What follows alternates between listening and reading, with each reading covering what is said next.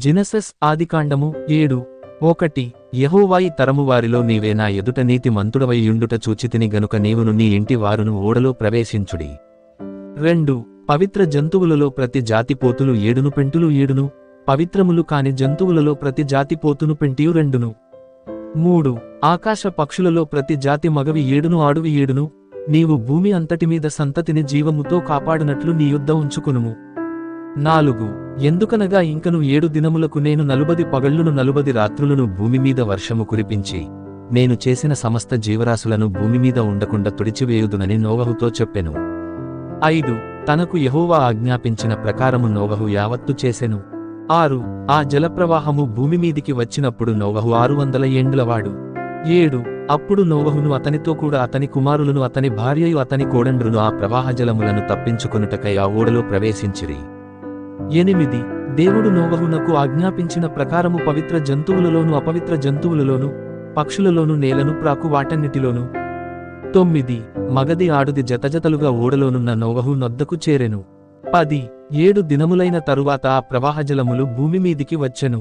11 నోవహు వయసు యొక్క 600 సంవత్సరము 2వ నెల 17వ దినమున మహాగాధ జలముల ఊటలన్నీయు ఆ దినమందే విడబడెను, ఆకాశపు తూములు విప్పబడెను.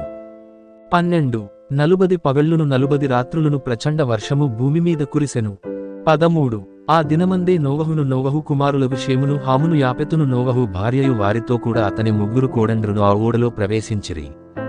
14 వీరే కాదు, ఆయా జాతుల ప్రకారము ప్రతి మృగమును, ఆయా జాతుల ప్రకారము ప్రతి పశువును, ఆయా జాతుల ప్రకారము నేలమీద ప్రాకు ప్రతి పురుగును, ఆయా జాతుల ప్రకారము ప్రతి పక్షియు, నానావిధములైన రెక్కలుగల ప్రతి పిట్టయు ప్రవేశించెను. 15 జీవాత్మగల సమస్త శరీరులలో రెండేసి ఓడలోనున్న నోవహు నొద్ద ప్రవేశించెను.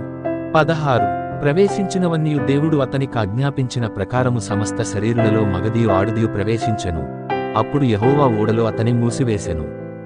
17 ఆ జలప్రవాహము 40 దినములు భూమి మీద నుండగా జలములు విస్తరించి ఓడను తేలచేసినందున అది భూమి మీద నుండి పైకి లేచెను. 18 జలములు భూమి మీద ప్రచండముగా ప్రబలి మిక్కిలి విస్తరించినప్పుడు ఓడ నీళ్ల మీద నడిచెను. 19 ఆ ప్రచండ జలములు భూమి మీద అత్యధికముగా ప్రబలినందున ఆకాశమంతటి క్రిందనున్న గొప్ప పర్వతములన్నీయు మునిగిపోయెను. 20 15 మూరల ఎత్తున నీళ్లు ప్రచండముగా ప్రబలెను గనుక పర్వతములను మునిగిపోయెను. 21 అప్పుడు పక్షులేమి పశువులేమి మృగములేమి భూమి మీద ప్రాకు పురుగులేమి భూమి మీద సంచరించు సమస్త శరీరులేమి సమస్త నరులేమి చచ్చిపోయిరి. 22 పొడి నేలమీదనున్న వాటన్నిటిలోను నాసికారంధ్రములలో జీవాత్మ సంబంధమైన ఊపిరిగులవన్నీయు చనిపోయెను. 23 నరులతో కూడ పశువులను పురుగులను ఆకాశపక్షులను నేలమీదనున్న జీవరాశులన్నీయు తుడిచివేయబడెను, అవి భూమి మీద నుండకుండా తుడిచివేయబడెను. నోవహును అతనితో కూడా ఆ ఓడలో నున్నవియు మాత్రము మిగిలియుండెను. 24 180 దినముల వరకు నీళ్లు భూమి మీద ప్రచండముగా ప్రబలెను.